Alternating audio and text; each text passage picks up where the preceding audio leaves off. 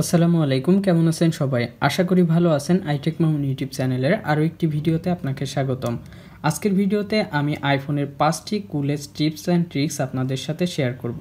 যার প্রথমটি হচ্ছে প্রিভিয়াস কানেক্টেড যে কোনো ওয়াইফাইয়ের পাসওয়ার্ড আপনি কিভাবে বের করবেন।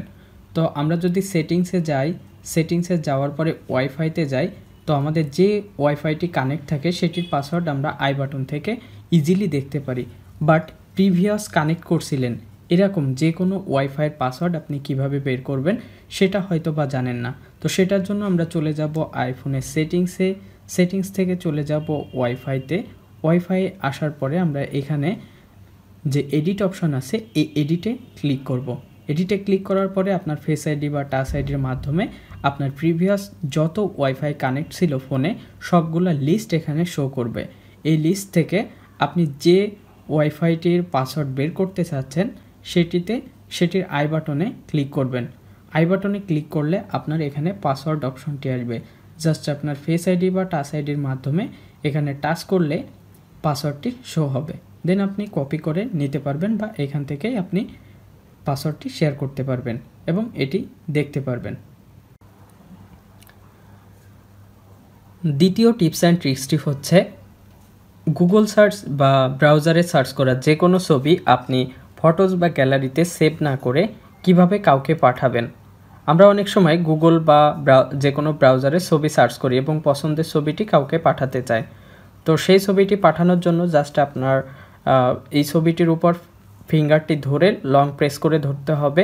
ধরলে এখানে আপনি 3-4টি অপশন দেখতে পাবেন, যেখানে কপি এবং কপি সাবজেক্ট আছে।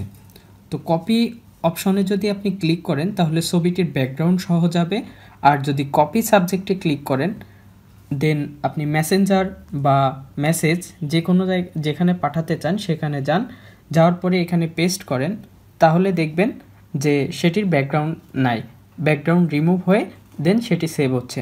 আর যদি আপনি কপিতে ক্লিক করেন সেক্ষেত্রে দেখবেন যে এটির ব্যাকগ্রাউন্ড সহ আসবে। জাস্ট মেসেজে যাবেন, মেসেজে যাওয়ার পরে এখানে পেস্ট করবেন।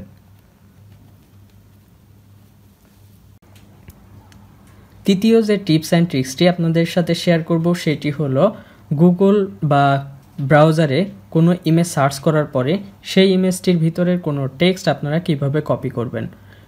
জাস্ট ছবিটির উপরে ফিঙ্গারটি ধরে লং প্রেস করবেন, দেন একটি সিলেক্ট বার আসবে এবং এই বারটি টেনে আপনি লেখাগুলোর শুরু থেকে শেষ পর্যন্ত নেবেন। দেন এখান থেকে কপি করবেন। তারপরে যাকে মেসেঞ্জার বা হোয়াটসঅ্যাপ যেখানে পেস্ট করতে চাচ্ছেন জাস্ট সেখানে গিয়ে পেস্ট করে দিবেন, তাহলে টেক্সটগুলো লেখা হয়ে যাবে।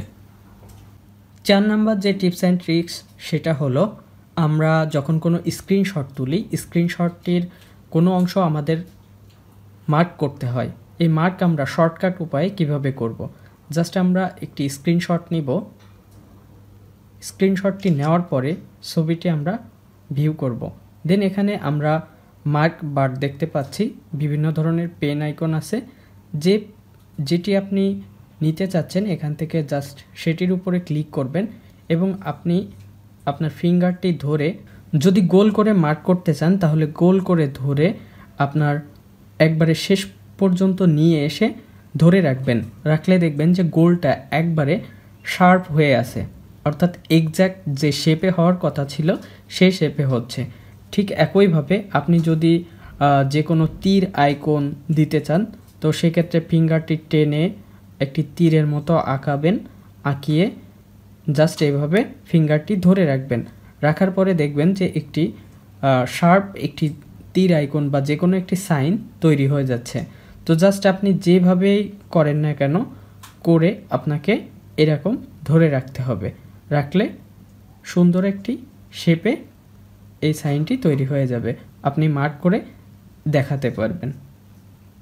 সবশেষ যে টিপস অ্যান্ড ট্রিক্সটি শেয়ার করব সেটি হলো আমাদের ক্যালেন্ডারের যে ইভেন্ট তৈরি করে থাকি সেটা ড্র্যাগ অ্যান্ড ড্রপের মাধ্যমে কিভাবে চেঞ্জ করব।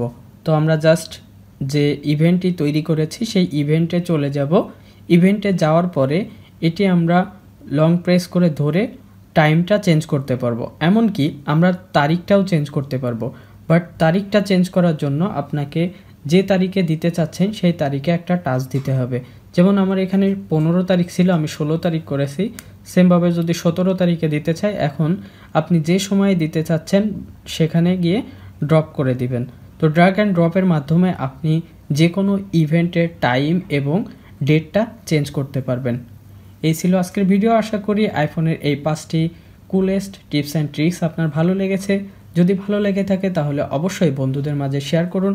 আর এখনও পর্যন্ত আমার চ্যানেলটি সাবস্ক্রাইব না করলে এখনই সাবস্ক্রাইব করে নিন, পাশে থাকা বেল আইকনটি প্রেস করে দিন, তাহলে আমার পরবর্তী কোনো ভিডিও আপনি মিস করবেন না। দেখা হবে পরবর্তী ভিডিওতে, সে পর্যন্ত ভালো থাকুন, সুস্থ থাকুন, আল্লাহ হাফেজ।